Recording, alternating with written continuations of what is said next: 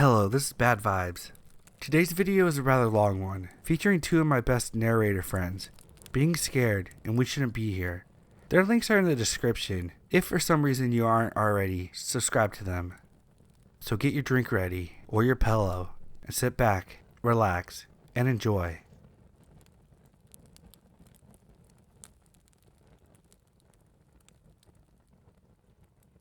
My parents and I are immigrants from the former Soviet Union, and money was tight living in Chicago.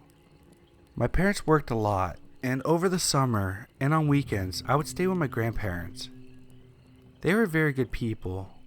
My grandpa taught me chess and walked with me daily. He was my hero. My grandma rarely left their apartment unless it was to go to the grocery store. She stayed at home cooking and cleaning. On one occasion of my staying over, I was a little girl at the time, maybe 9 or 10. My grandpa decided that he and I would walk to the zoo. I loved the zoo. I am an opinionated and headstrong little girl, mind you, and what happened that day changed me for the rest of my life. He and I were walking, and although I don't recall details, as it's about 20 years later, I do remember I got mad at my grandpa. I got so mad at him that I ran off and away from him. Stupid, right? My grandpa walked with a cane. He was a military man in the USSR, so even though he was an old man, he could take care of himself. Yet he was too slow for me. After I ran a bit, I stopped and I was on the sidewalk, and the neighboring road was busy. The zoo was not too far away. We had made this trip dozens of times, so I knew where I was going. I looked at the street and a gray 90s Taurus pulls up to the curb. The front passenger man sticks his hand out to me and says, "Hey little girl, you want some candy?" I look at him and notice that there's 3 men in the car. I was immediately weary, as alarm bells were going off in my head, that something was wrong. I shake my head no, and the man looks to my left behind me, and then the car speeds off. My grandpa was running after me, trying to catch up, getting closer by the minute. I realized right then and there that I was almost stolen. I stood there frozen in the spot, and my grandpa looked so relieved, standing next to me. I don't remember what he said, but he said something, and then we went to the zoo. Who knows what would have happened if my grandpa wasn't there. I might not be here, typing this, and just dead.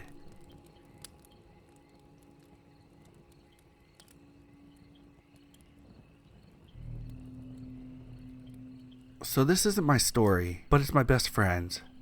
She told me about her uncle, that is, her stepdad's brother, and how sketchy he was. There's always a questionable uncle in every family, isn't there? My friend said a few years ago, whenever she would meet up with her step-uncle, he would always give her the creeps.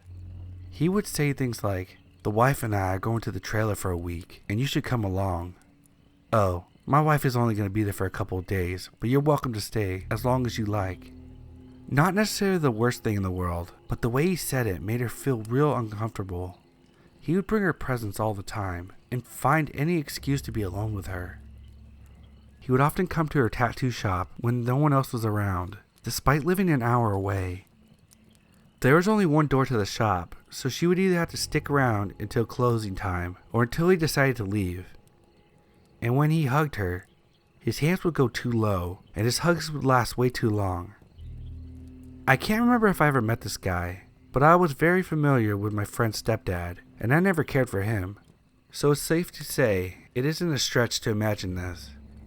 What makes me angry is that my friend finally confessed to her stepdad and told him what had been going on and how it upset her. But the bastard didn't even believe her. Nothing was done because good old uncle was just trying to be nice and my friend was just overreacting.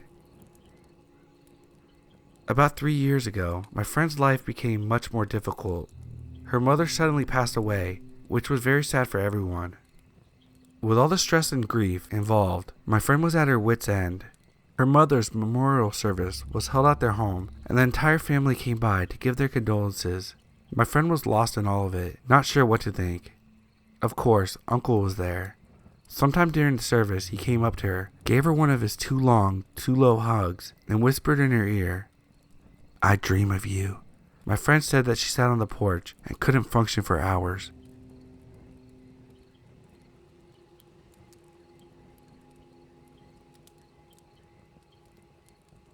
My friend had gotten a good deal on his first house, something like $100,000. Really good for a small house.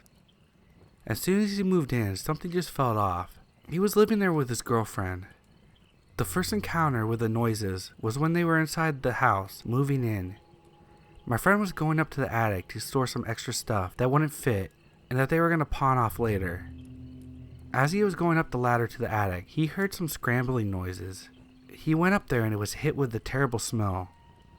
It was a 20-year-old house, so he didn't really think too much of it. After we went down, he heard something in the attic. He just figured it was a rodent, and after a few weeks, called in an exterminator. A few weeks go by, and the exterminator is there. He goes up into the attic. He found a bunch of cocaine, heroin, and every drug you can think of sitting there. He called the cops, and they arrived to search the house. My friend was cuffed, and they searched the attic. They found a pipe in the corner, leading to his crawl space. My friend didn't have a crawl space that they knew of. The cops went back downstairs to search the house. They eventually found nothing. My friend took it upon himself to break the base underneath the house. He found a living space with his stuff from the attic, and a guy with long brown hair, a torn hoodie, and my friend's extra shoes. He yelled to the cops that were still up front and got the hell out of there. The man had a gun, or what looked like a gun. The cops wanted him to put it down, and he did. Then they took him off in cuffs. He was charged with illegal drug trafficking and was sentenced to a few years in prison. It still creeps my friend out, even though he moved the heck away from there a few months ago, to know that some drug dealer was hiding in your house for months with a gun.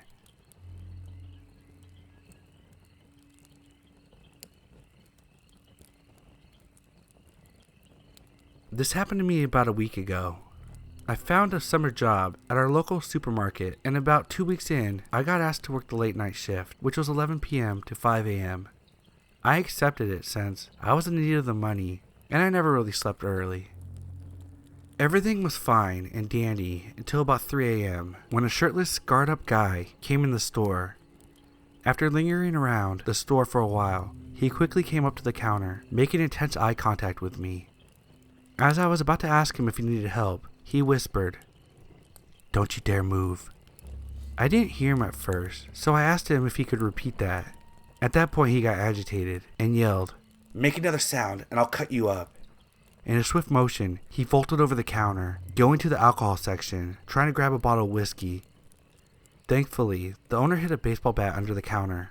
The moment he turned his back to me, I took the bat and swung it at full force at his knee. He winced in pain and tried to get up. I winded up the bat again, acting like I was going to hit him again, just to see him pull out a homemade shiv or some shit. I let him get up, and the moment he got up, he swung his shiv at me, lightly cutting my wrist. I pushed him back with a bat, and he ran for the door and got out. Later that morning, we called the cops and showed them the security footage, but they haven't contacted me since. I think it's safe to say I won't be working the late night shift again for a long time.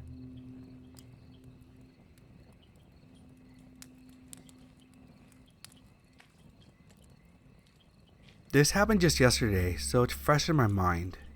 I'm not quite sure what to think about it because it's just so bizarre and unbelievable. I might have just been too sleep deprived. So last night, maybe at 11 p.m., I was walking around my block. My town is relatively safe, so I didn't feel any danger. Plus it was pretty at night. I had been walking around for maybe 5 minutes when a pale woman with blonde hair and a white dress caught my eye from across the street. She was about my height and looked to be around my age too. I didn't actually pay attention to her after I first noticed her.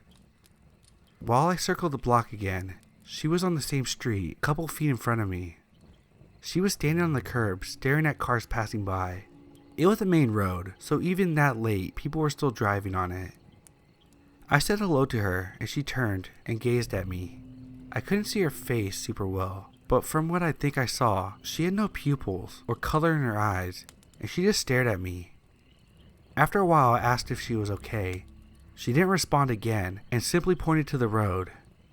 I was really confused and didn't understand. Right as a red car started coming down the street, she stepped onto the road. The car slammed into her, and it was a bloody mess. The driver immediately stopped and jumped out. It was a man in his mid-20s. We both spoke about it, freaking out. He called the police. and I went around the car to see the state of the girl. Once I circled around the car, she was gone. Not gone as in dead. Gone as that she wasn't even there. The blood was gone too, but not gone from his car. After the police arrived, they concluded that it was some big hoax from a kid who didn't know what they were talking about, and some guy just went along with it. The blood on his truck was investigated and found to be paint. I'm still not sure what happened was real. It felt so real, but I don't believe in the paranormal. I don't know what it was, if it was just a dream or if it was real. I remember it like it was real. I feel like I can't leave my house now. I don't understand anything, and I kind of feel like I'm going crazy. Has anyone else experienced something like this?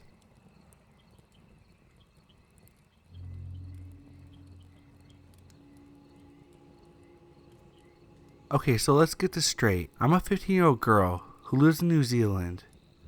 Back when this took place, I was around 12 years old. In 2016, a couple days before Christmas, the worst thing happened to us. We found out that my auntie died, which is on my dad's side of the family, and they were very close. She was a jockey and fell off her horse, and it crushed her. Her favorite thing was to smell lilies. This will be useful later. Anyway, after about 2 years after her death, we visited her grave again for Christmas, and have been here to see her many times, but this time felt different in a way. The air was heavy, and I got a wave of dread. It was so overwhelming that I had to stay in the car for a bit. Once I thought the bad feeling had calmed down, I decided to hop out and look around the cemetery. As I was doing so, I smelled a familiar smell, like the smell of lilies, and at first it was comforting in a way, but then I felt like I was being watched, but like whatever was watching me didn't want me to be there. So I listened to my gut feeling and booked it back to the rest of my family. Not shortly after, once all of us were in the car driving back, we saw that there was something in the middle of the road. So we stopped, but the longer we stared at it, the more we realized it was my auntie, and she looked worried. And about 2 seconds later, a car comes flying by in full speed, and then she disappears. I'll tell you now that it scares me, and I couldn't sleep that night. But the longer I thought about it, I realized that she saved us that day, and she was looking out for us. We would have got hit by that car.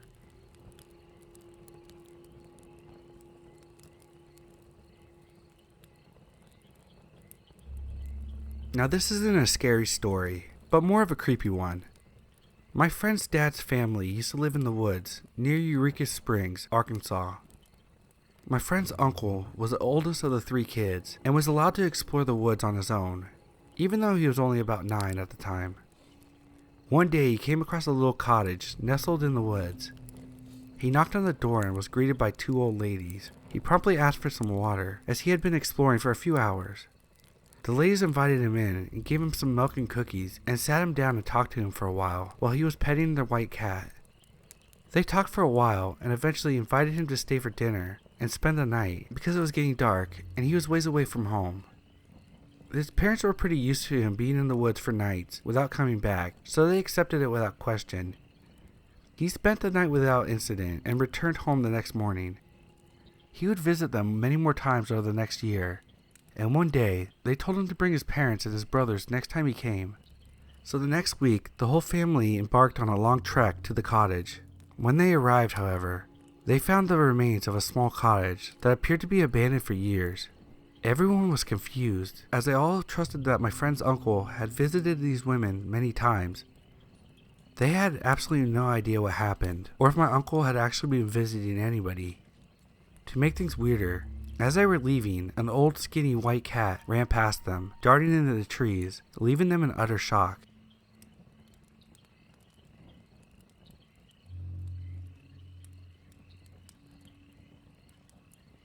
So a couple days ago, my boyfriend and I were driving up this road that was in the middle of the woods.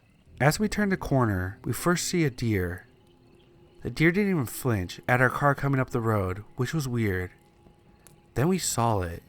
Now, I'm not normally a person that scares easily, but seeing this thing made me piss myself. It looked as if it was talking to the deer. It had to be at least 8 feet tall, very thin, and it was all black with wings. It flew up right in front of the car, and my boyfriend slammed on the brakes, turns to me and says, "Tell me you saw that, and asked me to describe it to him to make sure he wasn't going crazy. I did, and we sped all the way home. This happened in about a minute, although it felt a lot longer.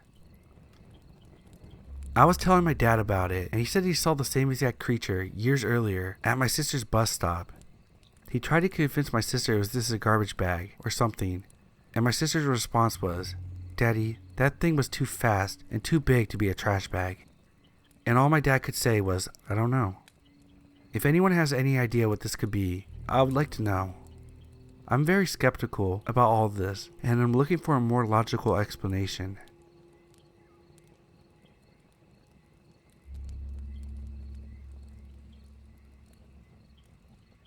This happened last summer. Me, my husband, and our 5 kids lived 5 minutes away from this local park. My kids, who were 2 and 4 at the time, both girls, were super bored, so I suggested walking to the park. We put them in their little red wagon and grabbed some water bottles, a few toys, and headed out. The walk was fine, nothing happened. We got to the park and the kids started to play. That's when I noticed a white car had parked across the street. I noticed an older man just sitting there in the car watching us, like deliberately staring at us, never turned his head to look away or anything. It was like he wasn't even trying to hide it. I told my husband, and he told me to grab my phone and get a picture of him. I started recording him, holding my phone up so he could see that I could tell that he was watching. This asshole smiles creepily at me while eyeing the crap out of my girls. I grabbed both of my kids and stuck them behind me and told them to stay behind me and not to move. My husband started walking towards the car and screamed, "You better stop staring at my kids, asshole." The guy kept weirdly smiling. As my husband got closer to the car, he pulled out and drove away. But I was able to jot down his license plate number. I called the cops and told them what happened. The next day they called us back and asked us if we could come in and show them the video. We did, and they found him later and arrested him. Come to find out, he was a sex offender and wasn't supposed to be anywhere near parks or schools because of previous convictions. When they arrested him, he was at another park not too far from ours. This guy wasn't even trying to hide the fact that he was a creeper.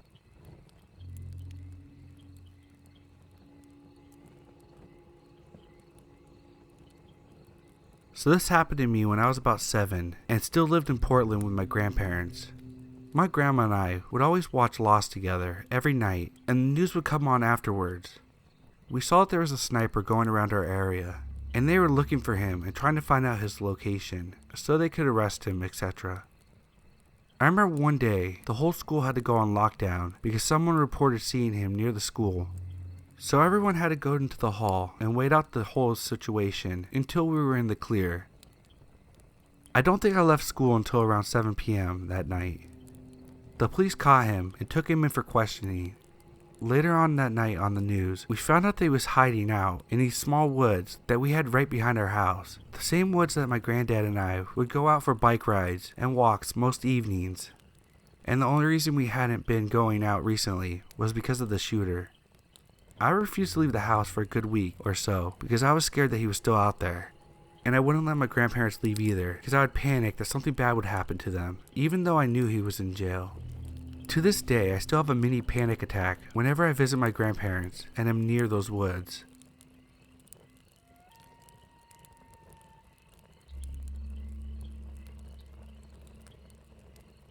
Backstory that's relevant. I'm the oldest of 3. Before my mom and dad got divorced, my dad was very mentally and emotionally abusive, and a few times almost became physically abusive. So I grew up very cautious and protective of my younger siblings. On to the story. At the time, I was about 8 and my sister was 6. So my mom was asleep, exhausted because my father would never let her sleep when he was home, and my father was now at work. My sister wanted something to eat, and my father yelled so loud the night before, it kept both of us up. But us being kids, we weren't tired from the lack of sleep. So I decided to treat her by picking up something that she wanted from the store. And at that point in time, I managed to save up about $2 in change. We have went to the store before by ourselves, and nothing happened, so I figured it would be fine. We went to the store to get 2 donuts. We bought the donuts, and we still had 80 cents left. So me being smart, instead of going to the Circle K right next to the store, We went to the other one, only 10 minutes away, because the one right next to the store that we were at had a lot of druggies hanging around it. We both wanted an icy, and we're okay sharing since we didn't have enough money for two. At the time, a large one was 69 cents, so we got it and left. We wanted to wait until we got home to eat our donuts, so we had two things to carry. My sister carried the donuts. I carried the drink. This is important. We started walking back home. As we were going to cross the street, this guy that was sitting on the corner called out for me and my sister. He looked creepy. I had an uneasy feeling, so I slowed my pace, holding my sister's hand so she slowed down too. The guy called out for us and said, "Hey, come here. I got some toys that you can play with." I told my sister that my hand was getting sweaty and to switch to my other one. This put me between her and the creep. By doing this, I had to switch my hand that was holding the cup, and the creep noticed that my sister wasn't holding one at the time. So he says to my sister, "Hey little girl, come here. Do you want a soda of your own? I can get you your own." My sister never had one of her own because I could never afford it. So this intrigued her, and she started walking to the other side of me, still holding onto my hand. At this moment, I noticed a car coming. I said, "Car, go," in a commanding voice to my sister, which meant there was a car coming and we had to run across the street if we didn't want to be hit. So we ran. As soon as we started running, the creep started getting up. I told my sister, "Race you," so she wouldn't stop running. Then when the car blocked the creep's view, I pulled her into the alley, and she gave me a questioning look as I put my fingers over my lips and pulled her behind the tree in the alley. The guy walked across the street, then past us. I was peeking between the leaves to keep watch. He was looking mad. After a few minutes of making sure he didn't come back, my sister and I went through the alley that led directly towards our apartments.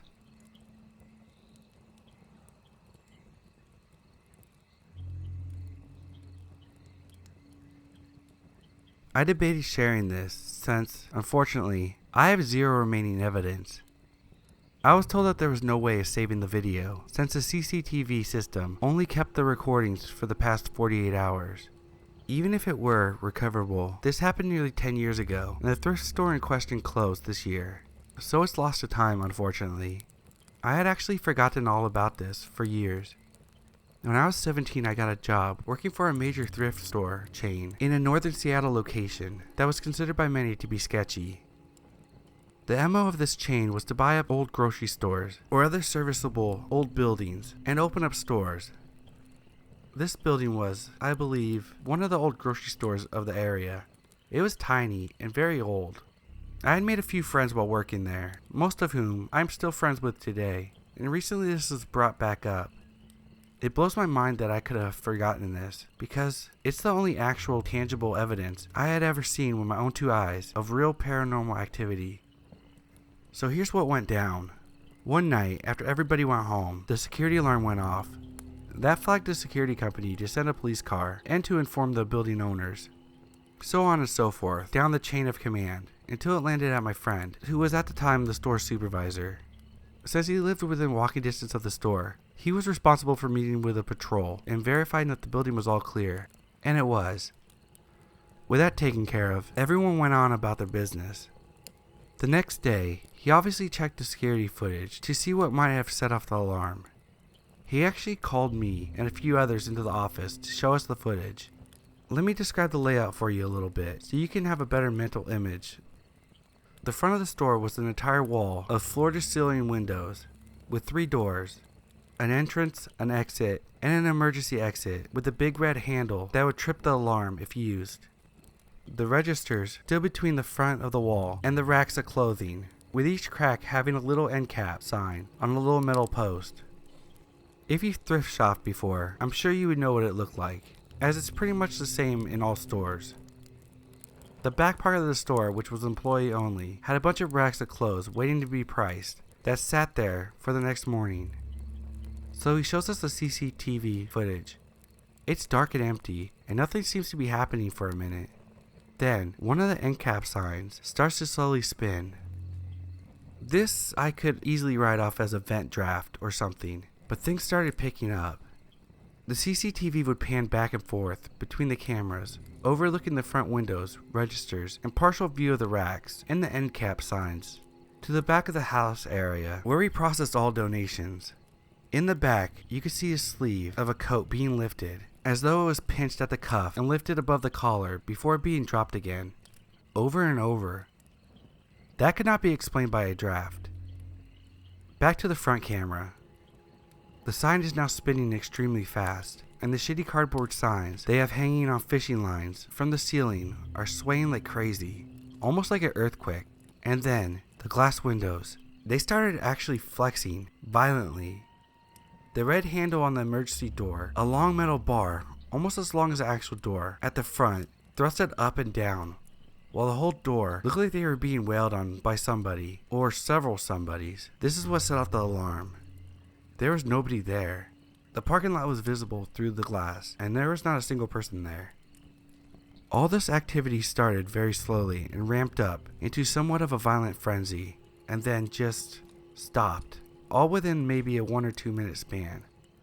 So yeah, I have no proof, and that is frustrating, and can think of no logical explanation for any of it. I'm absolutely floored that I was able to forget that I was shown that video, even if it was a better part of a decade ago.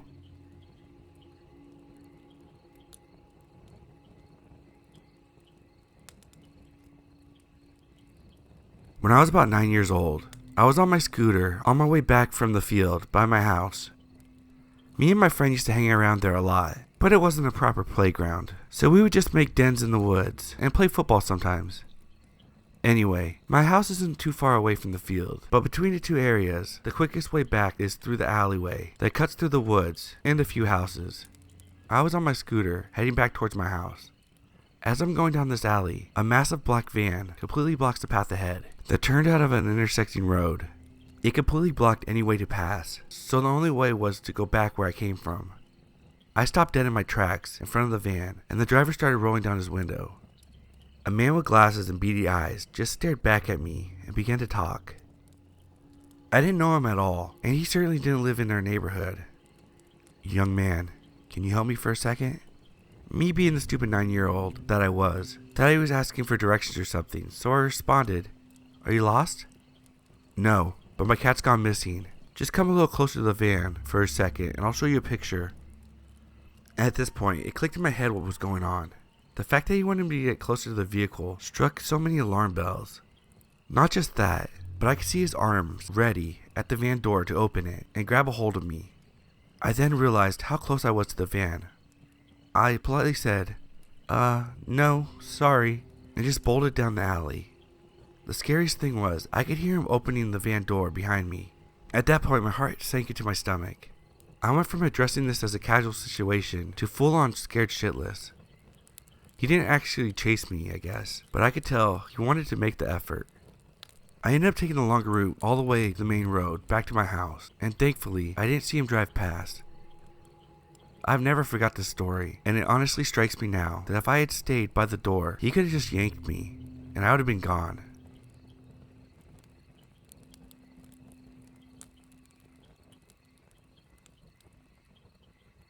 I'm a male that's 13 years old, and I was 13 when this event happened. So anyways, I was asleep around 2 or 3 in the morning, and I heard some laughter coming from my basement. I thought it was my dad playing a joke on me. So in the morning, before he left, I asked him if he had been laughing at 3 a.m. in the morning. I know it was a weird question, but I asked him anyways. He told me no, and asked me what it sounded like. I told him it sounded exactly like his voice, but more hysterical and deeper. He just gave me a weird look and said I was probably having sleep paralysis. If you're familiar with that, you know that you can't move. And the thing is, I was fully mobile, meaning it wasn't sleep paralysis, and it was real.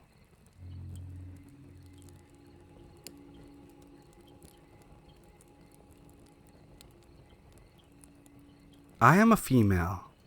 It was a Thursday, and I had my alarm set for 6 a.m. because I had school. I woke up to my alarm blasting in my ear.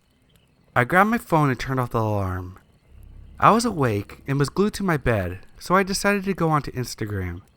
That's when I saw it, someone standing 1 foot away from me. My vision was a bit blurry, but I could see that she was wearing a nightgown with flowers, and she had long hair. Her legs were so pale. She went in front of my brother's bed, moving side to side gently, looking at me. I was paralyzed. I couldn't move. I went under my covers and started rubbing my eyes and accidentally scratched myself. That's when I realized I wasn't dreaming. I pulled the covers off and she was still there. All I could do was call my brother's name. For my brother's privacy, I'll just call him Jack. I whispered while crying, "Jack, use your flashlight." I said this about 5 times while crying louder. He heard me on the 5th time and woke up and grabbed his flashlight. That's when she vanished and my dog woke up. I was still scared and crying as I told my brother what happened. I got up and still went to school. When I got home later that day, I told my mom, and what she said still chills me to the bone. She said that a woman had died in our house and used to live there alone with her son. When she died, her son moved away, and that's when my mom rented the house. I am no longer comfortable being in this house.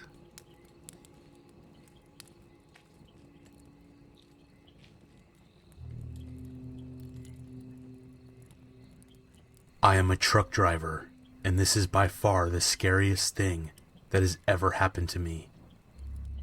I pulled into a rest area off the highway in the middle of nowhere one night at around 3:30 in the morning. The place was completely deserted. Not a single truck or vehicle of any kind anywhere. As soon as I parked my truck, I reclined my seat and fell asleep. It wasn't alarming at first, but I could faintly hear the sound of a dog growling somewhere outside. I started to wake up, however, as the sound of the growling was getting louder and louder. It sounded like a dog was walking towards my truck, growling. Then all of a sudden, the growling stopped, and I thought for a moment that I could get some much-needed rest. But then abruptly, the growling started up again, and it was right outside my driver's side window. I opened my eyes and looked out. There was a crazy-looking man with his face up against my window, growling at me. He looked totally insane. I started my engine and drove the hell out of there.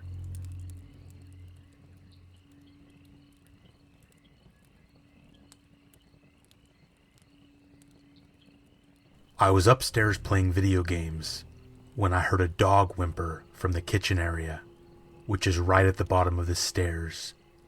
I figure that it's my dog having to go out, so I call her and ask if she does. But she just runs upstairs. She looks as though someone just scolded her, but she's a timid dog, so I thought nothing of it.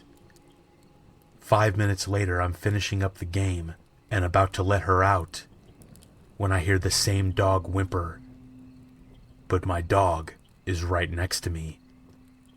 I'm a little weirded out, and then it happens again, followed by what I can only describe as a meager attempt of a human imitating a dog whimpering. Now I'm flipping out. I'm not sure if there's an intruder or what. Trying to be rational, I'm thinking maybe my uncle came with his dog to check on me, and they're just playing downstairs. While all these thoughts are going through my head, the whimpers continue. The dog goes, and then the human, just back and forth. All of this takes place over maybe 30 seconds. I finally grow a pair and start to approach the top of the stairs as quietly as possible.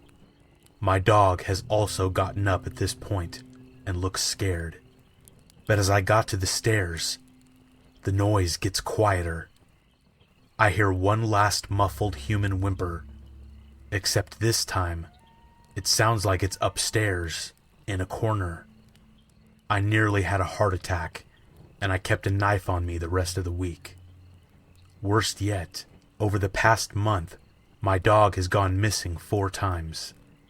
And I'm talking like my mom alerted the neighbors and did a full search through the house, inside and out, not finding her for hours. And then suddenly, we hear her crying from a closet upstairs. She somehow locked herself in.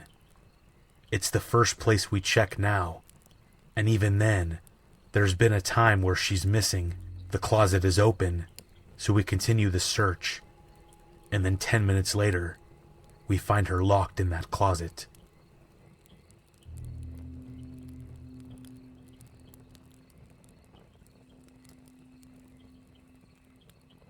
When I was younger, I spent the day helping a neighbor rake leaves on his property.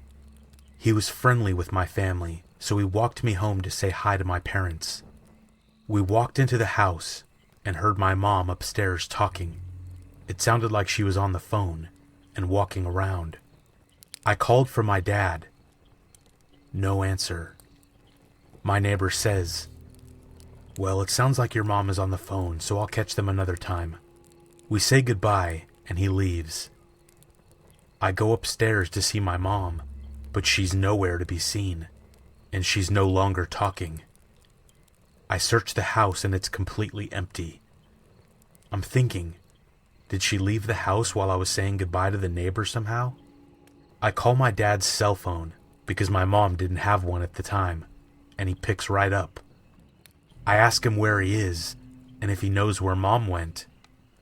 He responds, "We're at the grocery store. We've been running errands for a couple of hours." Instant goosebumps. My neighbor and I both heard footsteps upstairs, and a woman's voice. No idea who it was, but we both heard it. I waited outside until my parents got home.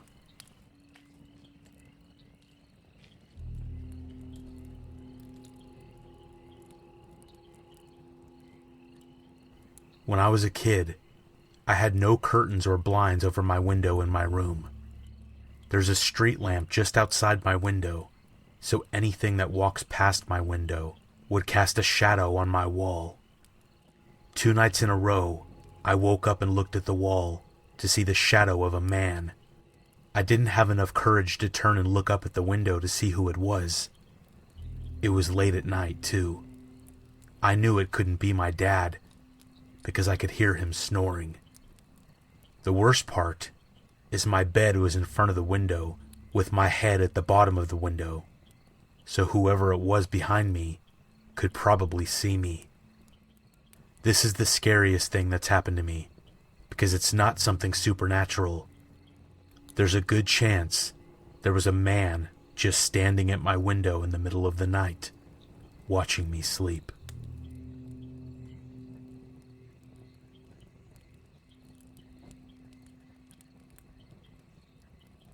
My apartment was robbed once and broken into again a couple months later.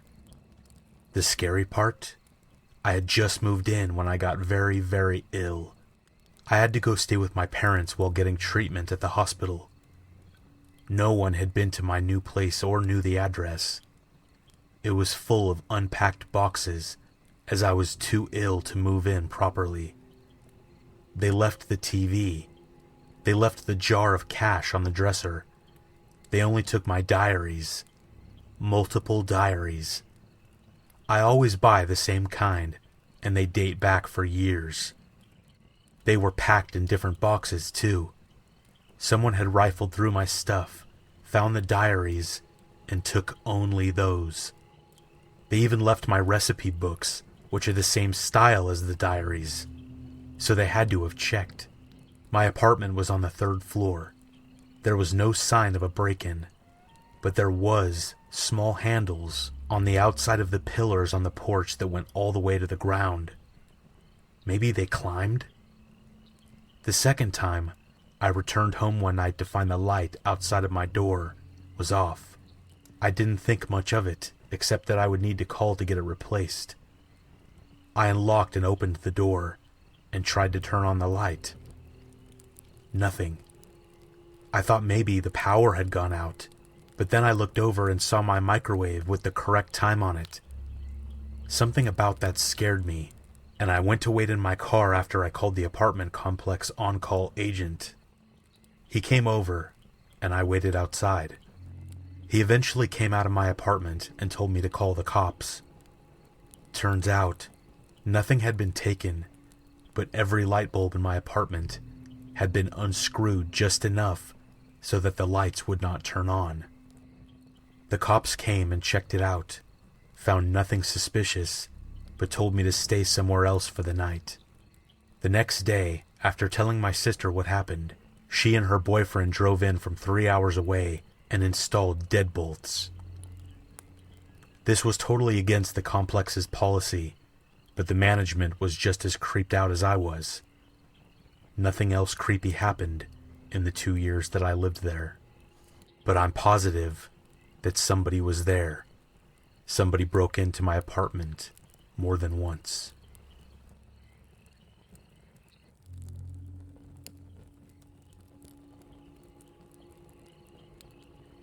My older sister and I shared a bedroom, since there was a time period when her and I couldn't sleep, either due to horrible nightmares or noises in the night. Her and I started sleeping in the same bed. I had a queen-size bed and she had a twin. We both slept in my bed because we were scared to sleep alone. My bed was pushed up against the wall, and this wall was connected to our garage. One night, my sister shakes me to wake up and says to me, "Do you hear that?" I sat up groggily and stayed silent. Then I heard a bang, like someone with a closed fist hitting the other side of the wall of where my bed was pressed up against. A few seconds later, another bang, coming from a different part of the wall. I sat there in disbelief. Our door was opened and you could see across the hall into our parents' room, and their door was shut. Then, another bang. So finally my sister made a fist and started punching the wall back. As we sat there in silence, my cell phone started to ring. Who the hell is calling me at this hour? I thought. So I crawl over to where my phone was on the floor. It was plugged in and charging, and I see my sister's cell phone on the display screen. I turn around and look at my sister and say, "Your cell phone is calling me." Her phone was charging right next to mine on the floor, and she had one of those flip phones that back in the day you had to literally open up to dial out. Her closed phone somehow managed to call my phone. She looked at me and said, "What?" When she checked her phone, on the outgoing calls was my number. We hauled ass out of our room. It was just very creepy how it all seemed to have happened at the exact same time. We never did figure out what was banging on the wall.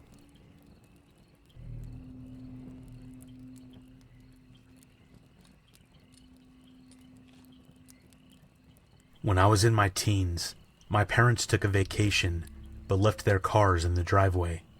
It was just my grandmother who lived in our house, my younger sister and myself, for almost 2 weeks. One random night, I woke up to our dog growling and the motion sensor lights in our backyard turning on. I got up and walked towards the front of the house and noticed a shadow coming through the bottom of the door crack. Somebody was standing there.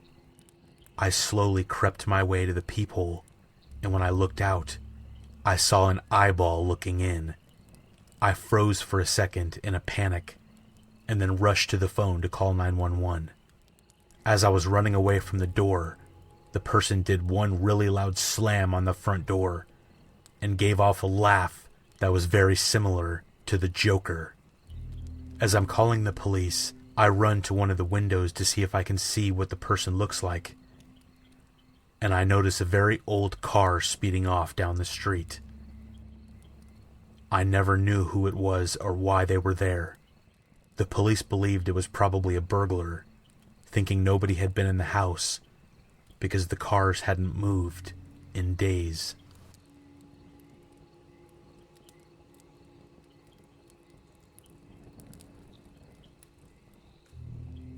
I live in a loft in a downtown area next to a few bars.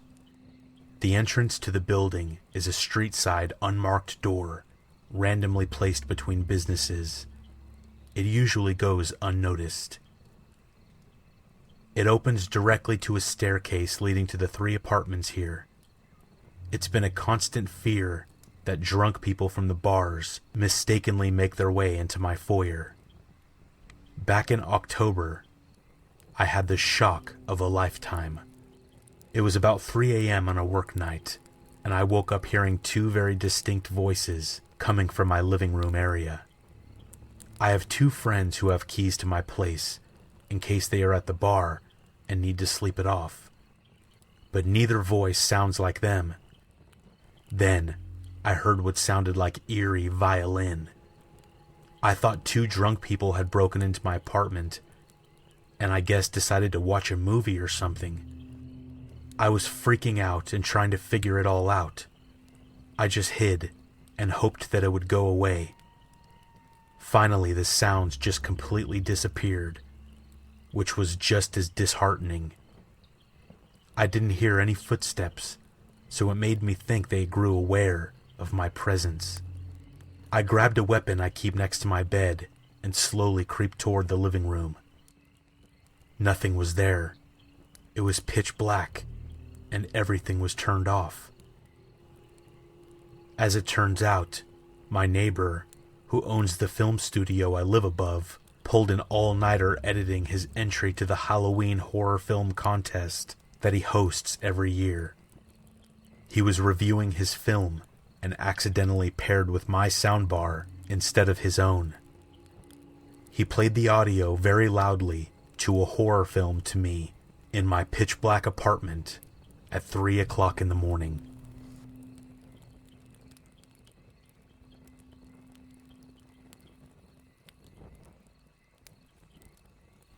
I worked on a cruise ship for 7 months as a youth staff, taking care of kids while the parents party it up. At certain parts of the day, we closed the playroom to the older kids and just let parents with their children that are under 2 come in. One day, this woman comes to the gate with a double stroller with 2 of the most unusual looking babies I've ever seen in my life. She asks if she can come in with her babies. Of course, I oblige, but something seems a little off. She takes the babies out of the stroller and puts them on the blanket that we have toys placed upon the middle of the room. It is then that I realize what was so strange about these babies. They were dolls. This woman was taking pictures of them with the toys and pretending they were alive, with names and everything. I just looked over at my coworker, and she's giving me the same look of shock and horror that I had on my face. We had no clue what to do or what to say.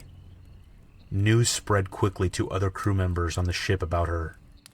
Apparently, she bought gold bracelets for them at the jewelry shop on board. That woman is by far the most amazing and scariest person I've ever met at sea.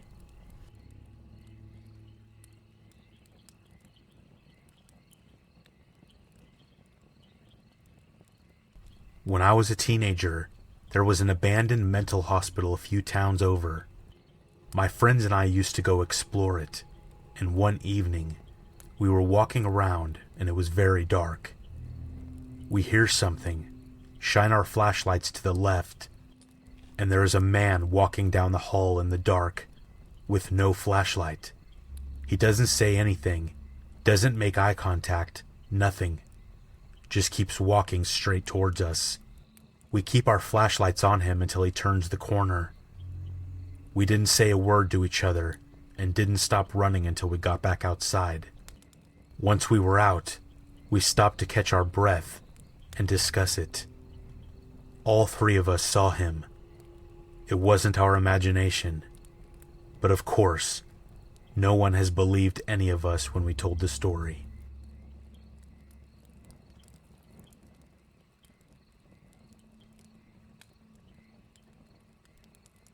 I was up late, like around 11 p.m., because my 2-year-old had a high fever. I was holding her in my lap as she slept while sitting downstairs on the couch. I was watching TV, but wasn't really paying attention when something moved out of the corner of my eye. Across from the couch are 2 double doors with floor-to-ceiling windows. The shades were open, and I could see out onto the back deck. Well, something was hanging off the screen door that opened outwards towards the deck. It was swinging back and forth and was staring at me. It looked like a tiny man, but the head was scrunched down like it was fused with its shoulders. I couldn't really see the face, but it seemed like it was grinning at me. I just sat there frozen in fear and watched this thing swing back and forth, back and forth. I finally got up the courage to gather my daughter in my arms and sprint away from the family room and up the stairs to my bedroom, where I called my parents. They didn't live far, and my dad came over with a shotgun and walked around the perimeter of the house. He didn't find anything, not even footprints. I know what I saw. I was wide awake. I still get freaked out when I lay on the couch late at night, so I always close the blinds and lock the door.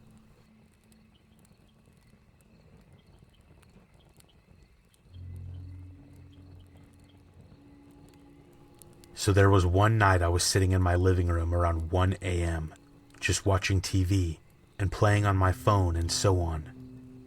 From the couch in my living room, I could see through the dining room and out into the back garden. I'm watching TV and notice a slight flicker of movement out of the corner of my eye, so I quickly focus my attention to the dining room. That's when I see some guy just standing at my dining room window, staring at me. I bolted upstairs faster than I ever moved before and grabbed the metal bar that was off of a set of dumbbells. I wait for what feels like an eternity and then decide to go into the front bedroom, opposite side of the house where I saw the guy, and I peek out the window to see him casually strolling down the street. I didn't sleep that night.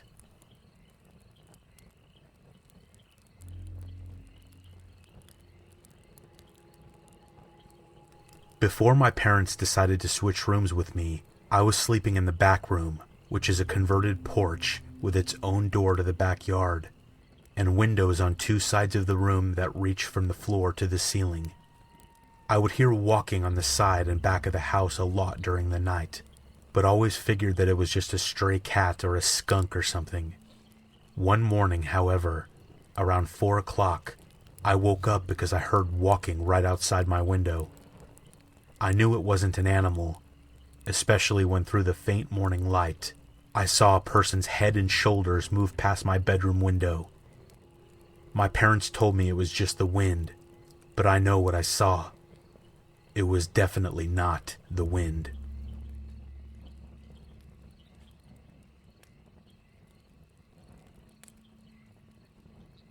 My uncle was a truck driver for many years.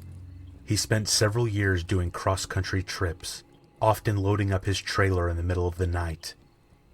While he waited for his trailer to be loaded, he would make his way over to a nearby truck stop, have a late-night meal, and shoot the breeze with any other drivers there. After a while, he would make friends with drivers that were on a somewhat similar schedule. He befriended this particular guy that he would run into about once a month or so. One night, the guy invites my uncle back to his truck. He wanted to show him something he built. This guy's semi has a sleeper on the back, so it's very big. Basically, it's a semi-truck with a small room right behind the driver's seat to sleep in. My uncle is intrigued by what kind of custom work this guy has done, so he goes along with him. Once they're in the truck, the guy showed him what he built in the sleeper of his semi. It's a big, heavy-duty box. Apparently it has hydraulic arms on either side, so he can open and close it with the push of a button. He tells my uncle that once he pushes the button it seals shut. It can't be opened. My uncle is kinda weirded out by this and cracks a few jokes about the box. And then the guy starts to get a little agitated. My uncle realizes this and decides that it's time to leave this guy's truck. A few months later, he finds out that the guy was a serial killer, stuffing truck stop hookers and others into this custom hydraulic box. At this point in the story, his hand starts shaking and he can barely drink his beer. That guy was massive, he says. His hand could cover most of my head. He could have stuffed me in the box, and there's nothing I could have done to stop him. Or maybe there was someone in there already. He says he still has nightmares about it all these years later.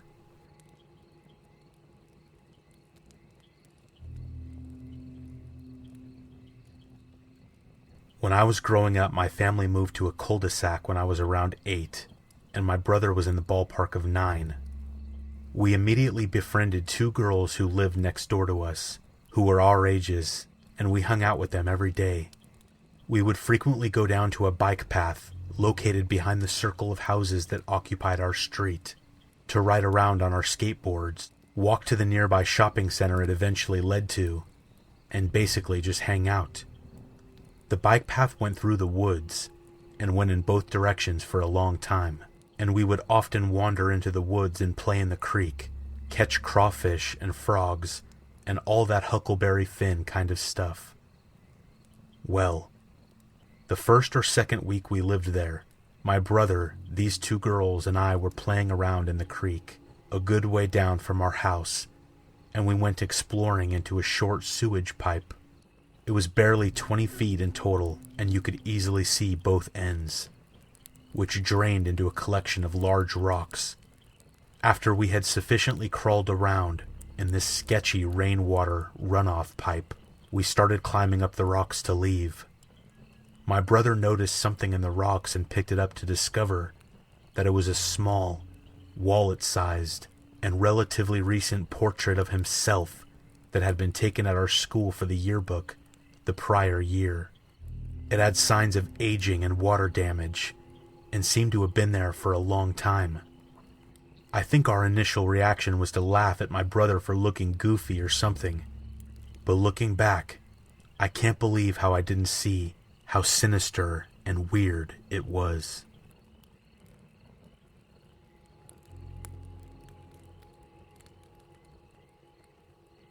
I was home last year during a break from university with a friend, and we decided to go see a friend in a different city in his university.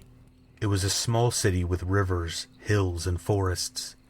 At night, we decided to go in a nearby forest to smoke and drink by the river, but still being on the main road. So, we were standing with our car parked, and I was drinking, while both of them were making joints and smoking.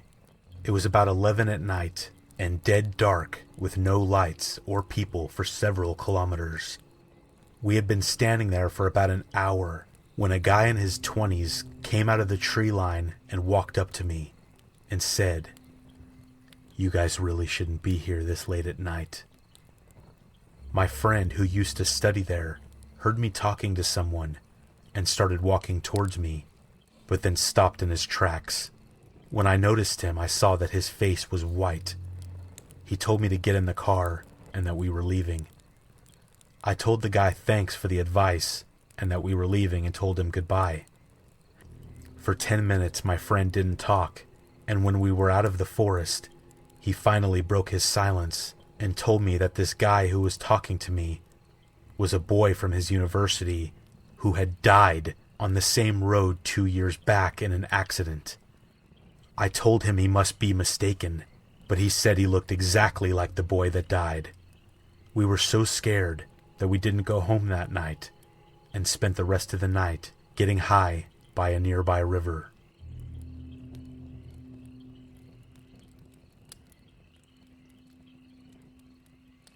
I was home alone and heard the doorbell ring. I opened up to see this man there holding a large square bag. He starts talking about how he's an artist and is opening up a gallery soon, so he wanted to sell a couple of his paintings for a lower price to drum up interest. I'm Canadian and very polite, so I just nodded and let him open the bag and start showing me the paintings. They were nice, couple landscapes, a couple portraits, and then the weird one started. It started with nude art. First one was painted, and it was alright, and then the second one seemed more photorealistic and depicted a very messed up looking orgy. Then it went through bestiality and then straight up gore and just got really intense and awful. The man stood there flipping through the canvases and grinning at me. At one point, he made a step toward me, and I just blurted out that I didn't have any money to pay for anything, and then slammed the door in his face. I checked a couple minutes later, and he was just standing there looking at the door. I shouted out from my window that I was going to call the police, and then he left.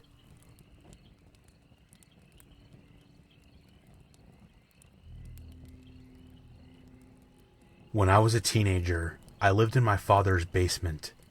He would frequently go on business trips, and I would be alone in the house for up to a week at a time. One evening in spring, I was up alone watching TV at around 2 a.m.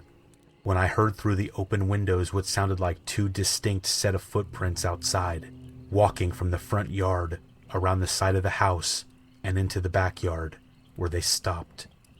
It was then that I realized that since all my lights were on, I couldn't see outside, but from outside, you could see me.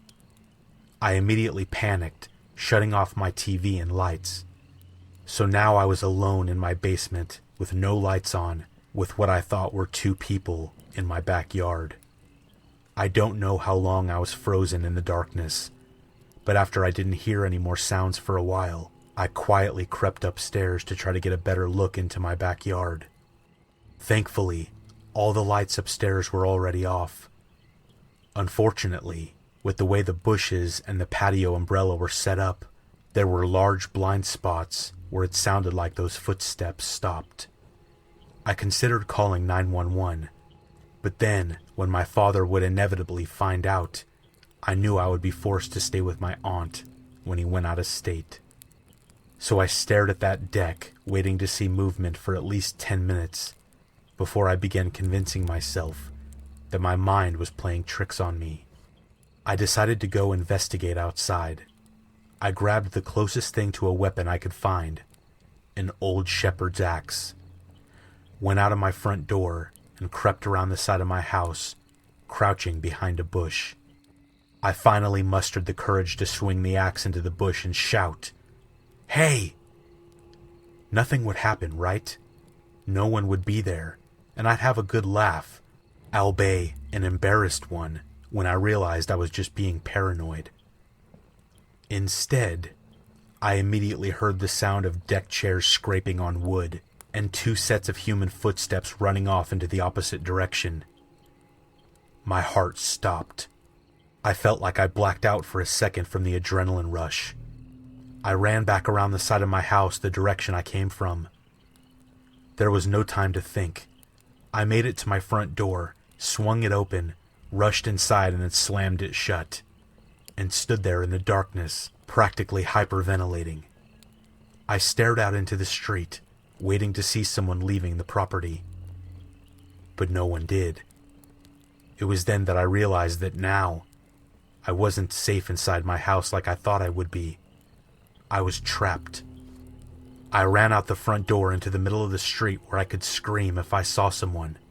Surely by now, I should have called the cops, but I wasn't thinking clearly anymore, if I ever was at all. Now I was facing my house, but I still didn't see anyone, so I glanced to the left down the street. Nothing. Then I looked to my right. Two male figures were walking away from me, a block and a half down the street. As soon as I noticed them, they turned left at the T-junction onto the main road and disappeared out of sight. For some reason, I ran after them, and when I turned that corner, no one was there. There should have been nowhere to go, and they would have only made it about a half a block if they were walking. They must have had a car waiting, or began running as they turned the corner. What the hell were they planning on doing? I'll never know.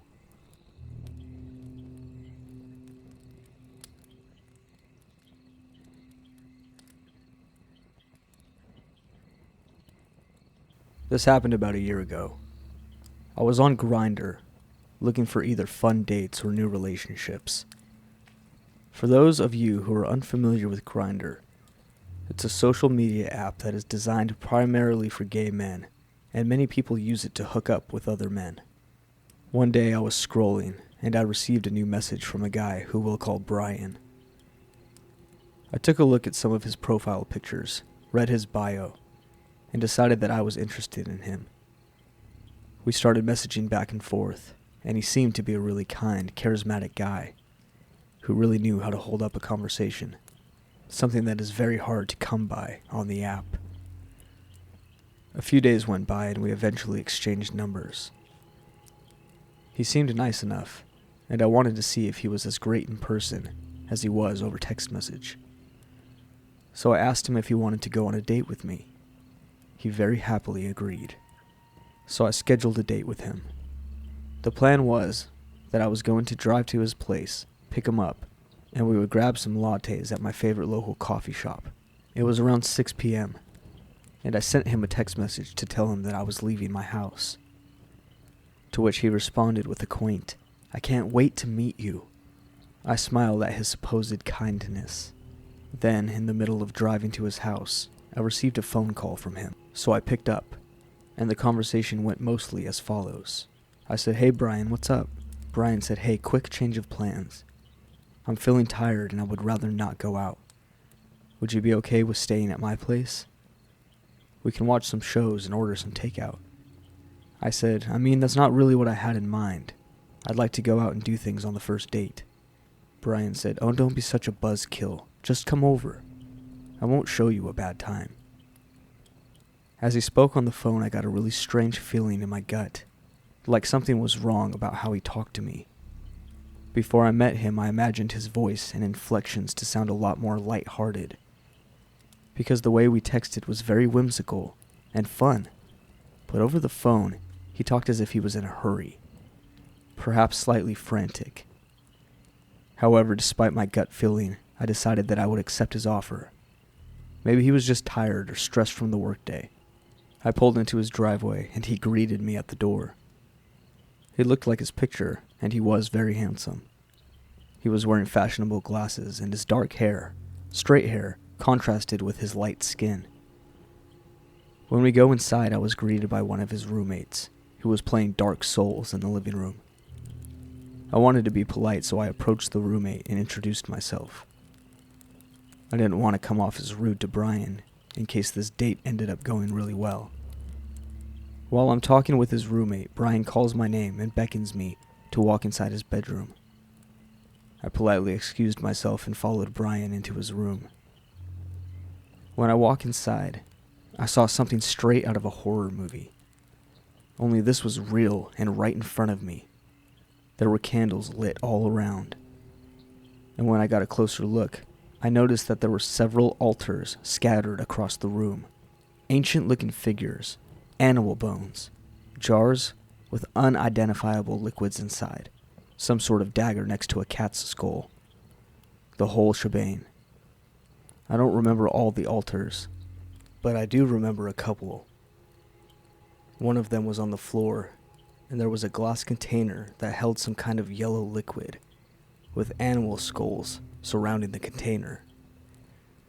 Another altar was on a shelf next to his bed, and this one had a few candles surrounding some kind of doll with its eyes sewn shut and its hands missing. Now that one was creepy and bizarre. A part of me was telling me to nope the F out of there immediately, but I thought that maybe I was overreacting to someone's religious choices. I didn't know much about cult religions, so I didn't want to assume that this guy had any kind of male intent. Plus, I can be a little reactive at times, so I decided to stay and go along with the ride. When we walked into his room, I wanted to calm my nerves, and because I have a really curious mind, I decided to ask about what these altars were for. He told me that he would tell me about them later. A weird response, but again, I brushed it off my shoulders, thinking that he might just be a bit eccentric. I can be a little weird too, so I try to be empathetic and understanding.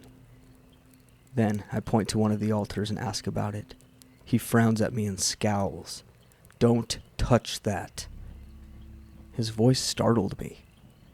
His intense inflections paired with his angry expression sent a lump straight to my throat, and I felt threatened.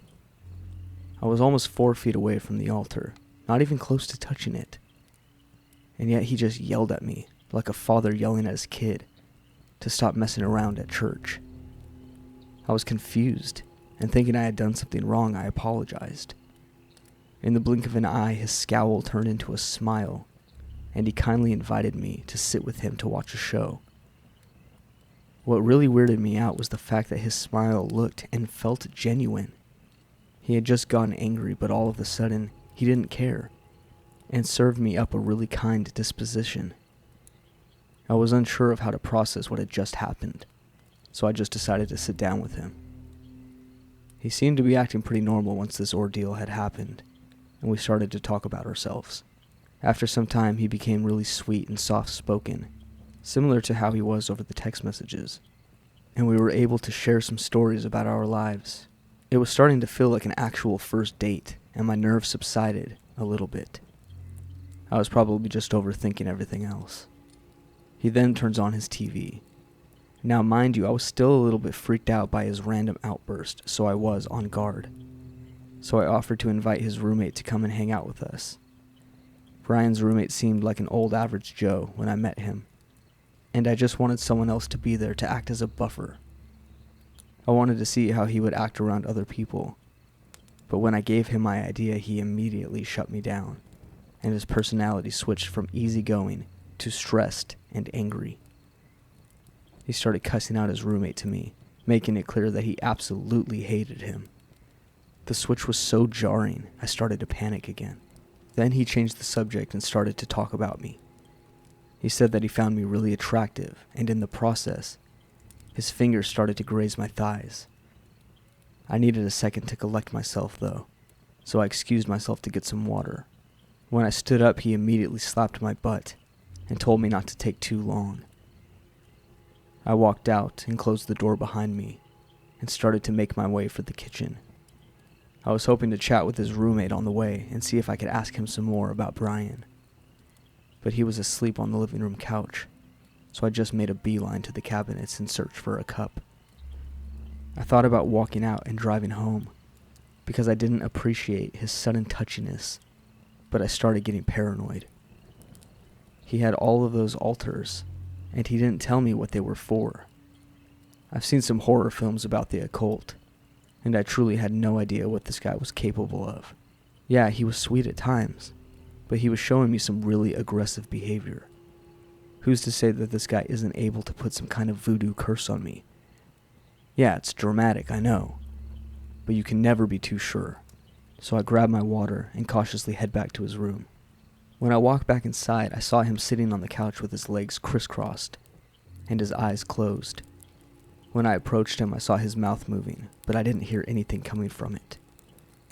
I got weirded out by this, so I called his name, but he didn't respond. Strange. I called his name a second time, and he opened his eyes, uncrossed his legs, and went back to watching the TV without at all addressing what he was doing. What was he doing? I was getting really worried, but I did what I could do to keep my cool.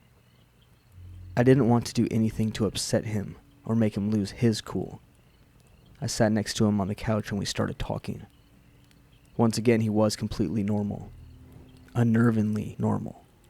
It's like I was in the room with a real-life Dr. Jekyll and Mr. Hyde, except Brian was able to switch between them seamlessly. I needed to do something, but what was I supposed to do?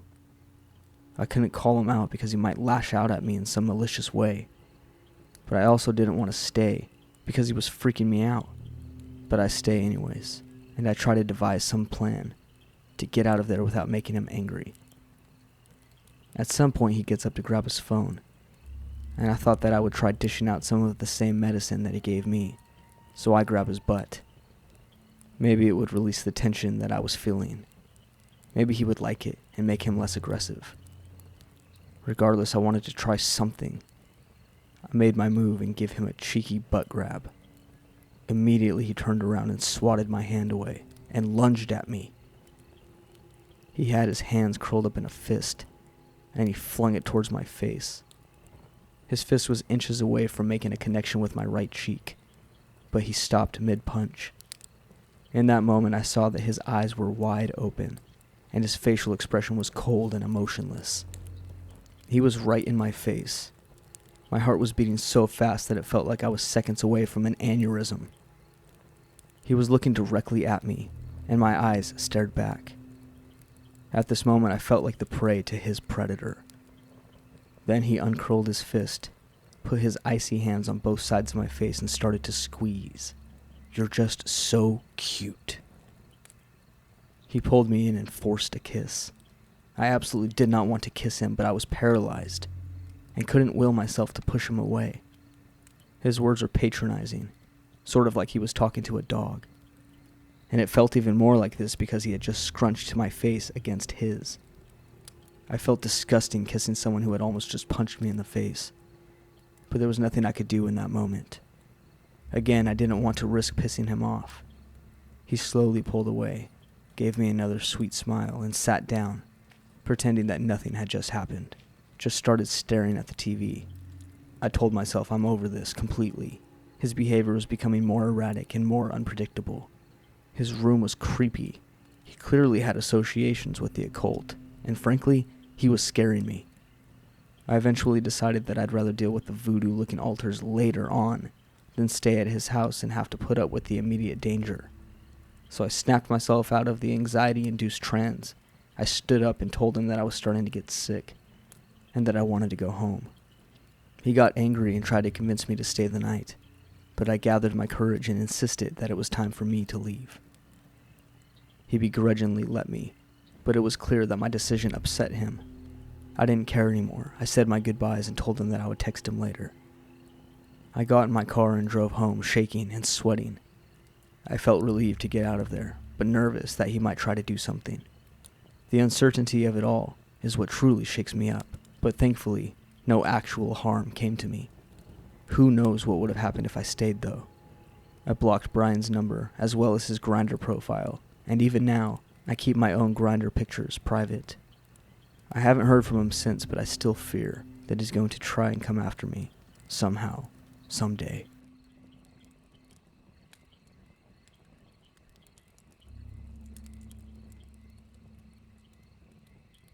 A little bit of backstory. Colorado Springs, December 2017. After a horrendous several months getting away from the abusive father of my 2 children, betrayals at the hand of his family and my own, and a failed attempt to move out of state to Colorado, resulting in 5 months of homelessness with my 2 kids, I was at the end of my rope. Now at the time there was a very specific trail cutting through the middle of the springs where the homeless could camp, and generally not be harassed or removed, because a large stretch of it was owned by a nearby business. By this time I had become a part of a significantly sized group of other homeless, who I will always think of as family. We all watched each other's backs, and they were especially protective of me and my babies, especially the close-knit group of 5 strong guys that were in my direct campsite. For the sake of not getting too long-winded, I'm only going to focus on one of them, Jason, who spent a significant deal of those 5 months by my side, helping me look after my children. For a little bit of context, Jason is an ex-Marine. He wasn't super bulky, but he was certainly ripped, in a lean sort of way, and had a perpetual air about him, that he was not ever going to be messed with. The latter statement was kind of necessary, given our situation.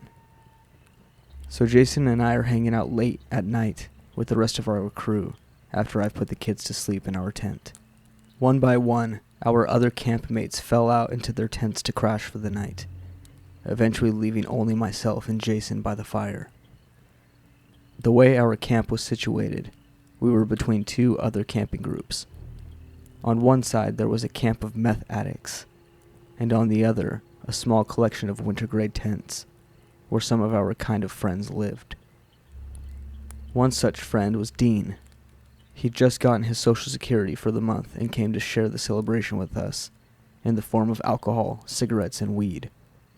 Now, I'm not really a drinker, but I didn't mind a shot or 2 to take the edge off of the week of mental breakdowns, and I certainly didn't mind a little bit of weed to top it off. Dean brings these things and shows off to us this Halloween mask that he's been gifted that looked like a skull with red LED lights in its eyes. We chat for about 30 minutes about this and that, and he takes off to the fenced camp on the other side to continue spreading the wealth. But before he leaves, his very last words to me are, "If you ever need anything for those kids, you just tell me, and I'll do whatever I can in a heartbeat." I graciously accept his sentiment and wish him a good night. I appreciate it, but at the time I think to myself I probably won't take him up on it unless I really need to. And he's a bit of a dirty old man sometimes. He has a habit of flirting with, well, all the women. All of them. And I frankly don't have it in me anymore to invite that sort of potential moral obligation into my life, considering how I ended up in this situation to begin with. So about another 20 minutes goes by, and Jason and I are still warming by the fire, and chatting about the various petty conflicts that arise between all of us local hobos on the daily, when suddenly this man just appears a couple feet to my right, wearing all black Carhartt gear, a black beanie. He has rather piercing light-colored eyes, looks right at both of us, and asks, "Hey, do you know where I can find Dean?" Jason and I are confused, especially me, and we both say we don't really know by now. It's at this point that I look down and see this man is holding a hatchet in his hand, and also that there are 7 other people, similarly dressed and armed, that have managed to spread themselves out through the entire camp without being noticed until this very moment. And they're each looking at the different tents in our little grouping, but not opening them or anything. I swear to God it felt like a scene straight out of The Walking Dead. Like a group of Negan's saviors had just come to mess everybody's day up. At this point I'm about to jump out of my skin, but Jason, being the man that he is, puts his hand on my shoulder and quietly instructs me to stay calm. The man asks us if we really don't know where Dean is, and Jason gestures down the trail, telling them he was here about 20 minutes ago, and then he went off somewhere that way. He didn't say where. I will never forget how well he kept it together and managed to keep me together, nor that even though he was sending these people in the vague direction of Dean, he was also quite deliberately sending them away from my children. We may not talk anymore now, but I'll always owe him an unpayable debt for this, and so much more. Then the entire group slips off in that direction in dead silence, and I lose track of where they're considering the fireflight in my eyes. But I'm cemented to the spot out of pure shock and anxiety, side-eyeing the direction they went in to make sure they don't come back.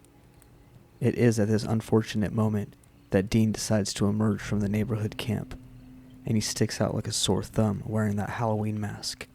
I see the lights on the mask come out of the camp, and his silhouette in front of the glow from the neighboring fire, and the whole group of people just surround him, and he goes down. He disappears into the darkness, and so do they. But the story isn't over yet. For the next 2 days, I'm just in a state of shock. I've always been a horror buff, a writer and illustrator, but I've never actually been so close to a situation like that. And with my children literally sleeping 6 feet behind me, quietly wrapped up in their Arctic-grade sleep gear, all I can think is, thank God they didn't wake up. Everyone in my camp, and another camp down the way, that also consisted of our tight-knit group, who wanted a less accessible spot, spent those 2 days being amazing human beings, who did a lot to help me look after my babies in that time, while I came out of the shock, and we figured out where we would move to get away from there. But then the police showed up. They hadn't even come because of what happened, but because they'd gotten reports of me and my children in the area, and wanted to check on our well-being and bring us a care package, which was really wonderful of them. So I asked them if they were aware of what happened, and they seemed confused. Several reports taken, and an investigation later, I had been given assistance via the Department of Human Services to get my kids into a hotel, and then later helped by my brother into a different one. So I was in the process of looking at low-income, zero-rent housing for me and my kids, courteous of my new DHS worker, while I was in this situation. When on Christmas night, after I've spent a few hours after my kids' bedtime crying over not having been able to get them anything at all for Christmas, I finally step outside of my hotel room door to have a cigarette, once I'm satisfied that I don't look like a hot mess. To be clear, in Colorado Springs and the surrounding areas, it is completely normal at this point for literally anybody to walk up to you and ask you if you want to smoke weed. And then it happens, everything's fine, and you probably make a new friend. But this time wasn't one of those times. A few puffs into my cigarette, and I hear a man's voice say right to me, "Hey." I look over and there's a man who looks like he's probably pretty lean underneath, black Carhartts and a black beanie. But his scruffy long-bearded face isn't covered up, and Carhartts are really common out this way, so naturally I don't jump to any conclusions, and also note that my room is in a direct line of security cameras. Also, being a female, young adult in the lower echelon of life, I get approached like this a lot, so I respond politely, but seriously. Hey, what's up? I have this huge blunt that I was about to go around back and smoke. You want to join me? I look him in the eye for a moment, noting that he also has pale eyes, and snuff out my half-smoked cigarette. Thanks, but I'm good right now. Have a good night. And with that, I re-enter my hotel room and put on every single possible lock, before sitting over on the bed with my kids, and proceeding to stare anxiously at the window and hotel door for well over an hour before I finally feel exhausted enough to pass out. I was almost certain it was the same man. It's possible that it wasn't, but he did not have the friendly vibe that usually accompanies a hey wanna smoke encounter, and he kept his eyes squarely on me the entire time. From that point I didn't see him again, and this time called a friend with a car to help me move over to another hotel across the highway, before 2 weeks later leaving Colorado to return to my previous state with the babies. Since then, even though I've been through a lot more, I finally got my own place with the kids, and I don't rely on anybody else to keep me clothed, fed, or housed, and we are all so much more happy for it. Still, every now and then I think about it. At one point, I talked to one of my old campmates who's a close friend of mine, and he told me that it turns out, not only had Dean stolen money from at least one local meth dealer, but had also had a history of luring women into the forest and murdering them, and that was the reason for what happened to him. I won't go into detail about what exactly ultimately happened to Dean, but it was pretty gruesome when they found him. I assume if that man was the same, and he was coming after me, it would be because I'd spoken to the police about what I'd seen, against the advice of my peers. I don't know, it just seemed wrong to pretend like nothing had happened, even considering what I found out later. Dean might have been a little flirtatious with me once or twice, but he never tried to force anything, and otherwise was actually a pretty kind guy to me, and found several toys for my kids during our stay at the camp. So needless to say, I had a lot of mixed feelings on the matter.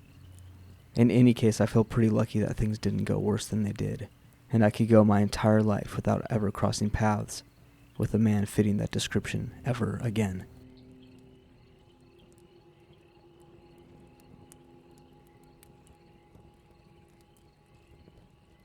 This happened last year, in autumn, and I hope it never happens again. I moved to this country at the beginning of the year, and already I quit a crappy workplace job by June. After being unemployed and basically a housewife for a few months, I finally found a job, which didn't require me to speak the country's native language. By the time that this incident happened, I was in the middle of training and quite happy with everything. One thing I never liked here were the people. Well, not all the people, but some. There are way more street beggars and shady faces around here than I was used to back at home. Just like every morning, I headed to the bus station. On my way there, I saw a guy staying somewhere near a small building, which was selling the tickets. He looked a little disoriented. He had a winter hat and long pants and sweaters on, despite it being very hot outside. And from the look of his overall appearance, I could tell straight away that he has nowhere to return home to. I passed by him, and all was good, until I heard someone shouting behind me. I didn't look back directly, just looked to the sides, but it was enough for me to realize that this guy was shouting at people, and probably he yelled at me as well. I also saw that a bus was coming, so I picked up a fast pace to catch it, then started praying to whoever heard me that this guy does not get on the same bus as me. As always, I sat on the window side to ensure that there is a free space next to me that people can occupy if needed. I'm trying to be considerate of others, so I always leave the space closer to the passage free when I sit down on a bus. But this one time, my consideration backfired. I sat down. A nice lady sat next to me, and the doors were about to close. But guess what? The guy from before appeared, pushed the lady at the door more aside, and jumped into the bus. Doors closed, the vehicle started, and I made sure to continue praying that he would go to the front of the bus, but he didn't. All good, I thought. I have this very nice looking lady sitting next to me. She will act as a human shield. For the first few minutes, the guy was walking around in the middle of the bus, talking to people uncomfortably closely. People, of course, turned away. Some even relocated to the front of the bus when the guy was approaching them. Somewhere close to the first station was the moment when this guy turned towards us and started doing the same to this lady next to me. When the doors opened, the lady stood up and quickly got off. I should have followed her instantly, but for some reason I didn't, and that's where I messed up. The guy sat right down there, right where the lady had fled from, almost in an instant. If I had reacted quickly enough, I could have gotten off as well, but I didn't, so there I was, stuck right next to this guy who clearly has something going on in his mind. Luckily or not, I had noise-canceling headphones on, so I felt somewhat protected. Maybe he somehow knows that through over-the-ear headsets, I wouldn't hear him, and he will let me be. I'm not sure if he actually knew, or he just didn't plan on paying any attention to me. Either way, I was kind of relieved that he didn't come into my face trying to speak to me. He was mainly shouting at other people who just got on. Sometimes he said something about tickets, from what I could discern. Maybe telling people to use their tickets? He himself didn't have one though. And when he was silent, he moved back and forth on the chair while biting his thumb, like he had hyperactivity issues. As I wasn't on his target list, the only thing I had to deal with from that moment on was the smell. He had a very strong urine odor surrounding him, like he was doing his thing directly into his pants, and never once washed them in 10 years. I leaned as close to the window as I could and kept looking outside.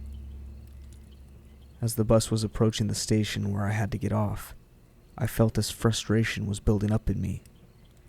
How will I get off?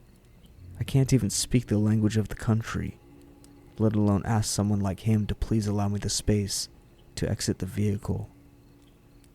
At every station I hoped he would get off, but he didn't seem to be wanting to. I also hoped that someone from the crowd would take action to get him off, but no one did. And of course, the checkers come only that one day when you don't have a ticket, but when you actually need to be saved, they're nowhere to be found. My only luck was that he took interest in somebody else from that crowd and stood up. He then started singing something that sounded like the communist anthem and tried to get the crowd to sing along with him. He made the hand movements and eye contact with lots of people, but then he finally got out of where we were and started moving towards the middle of the bus. That was my chance, and I took it. I never pushed myself through crowds as fast as I did back then. As soon as the doors opened, I boosted out of the bus and didn't even look back. I almost ran straight into work.